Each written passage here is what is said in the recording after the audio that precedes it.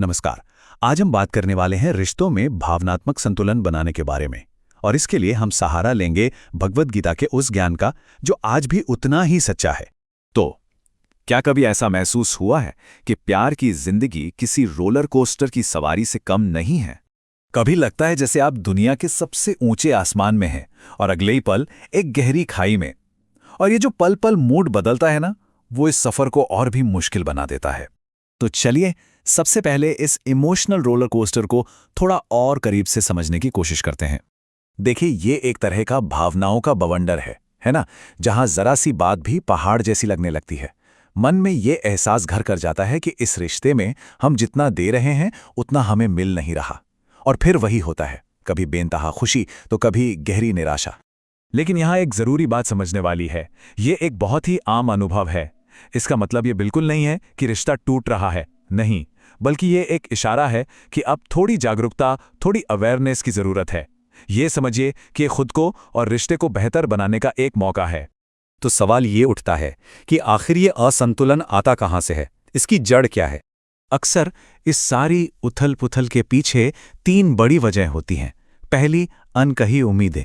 हम सोच लेते हैं कि हमारे पार्टनर तो माइंड रीडर हैं, उन्हें सब पता होगा।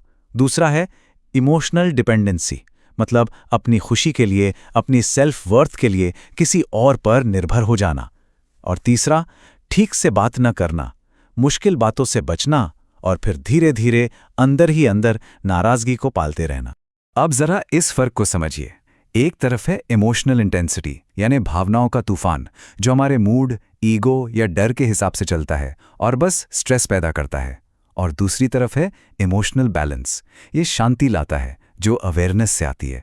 इससे एक ठहराव आता है, एक शांत नजरिया मिलता है जो रिश्तों को मजबूत बनाता है। तो फिर इस बैलेंस को पाया कैसे जाए? यहीं पर भगवद गीता का सदियों पुराना ज्ञान हमारे काम आता है, हमारी मदद करता है। गीता में एक शब्द है स्थित प्रज्ञ। इसका मतलब है मन की एक ऐसी अवस्था जहां वो स्थिर है, अडिग है। सुख हो या दुख, हार हो या जीत, मन शांत रहता है। बाहर चाहे जो भी तूफान चल रहा हो, अंदर का संतुलन नहीं बिगड़ता। गीता में एक बहुत ही सुंदर मिसाल दी गई है।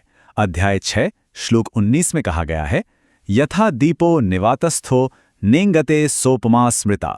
इसका मतलब है, जैसे बिना हवा वाली जगह पर एक दिए की लौ नहीं कांपती, बिल्कुल सीधी जलती है, ठीक वैसे ही एक योगी का अनुशासित मन भी हमेशा स्थिर रहता है ना कमाल की बात? तो असल में लक्ष्य क्या है?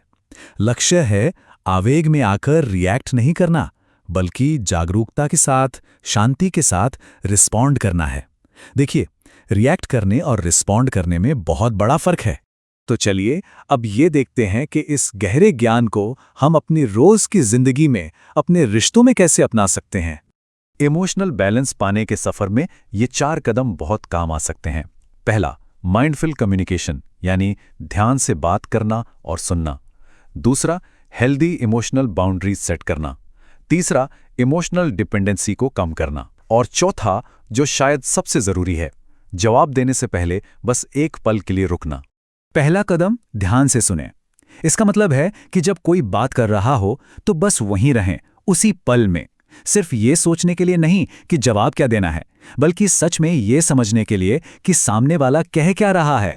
फिर आता है जवाब देने से पहले रुकना। किसी भी बहस के बीच में वो एक पल का पॉज, वो उस रिएक्शन के साइकिल को तोड़ सकता है जो अक्सर सब कुछ बिगाड़ देता है।